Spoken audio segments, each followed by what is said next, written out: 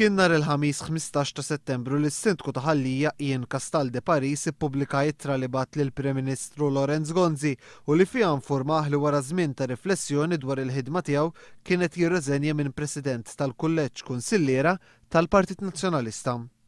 Mal-Gazzetta llum is-Sindku ta' Ħallija jispjega li huwa kien tiġi offra riżenja tiegħu sena ilu.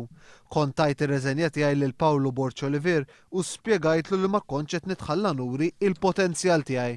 Borċ Olivier kien taħ il-kelma li dawn id-diffikultajiet kienu ser jinelbu iżda fi kliem Castal de Paris morna back to square one.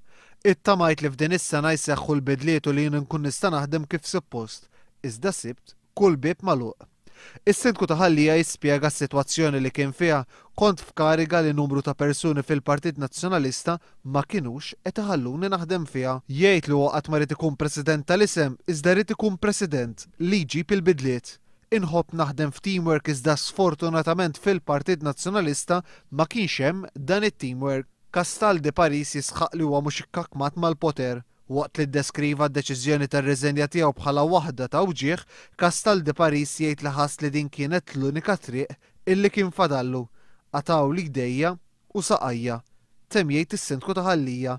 Ian Castal de Paris kien ilu President tal-Kulleġġ Kunsilliera tal-Partit Nazzjonalista 3 snin, waqt li ilu Sindku ta' Ħallija għal 5 snin.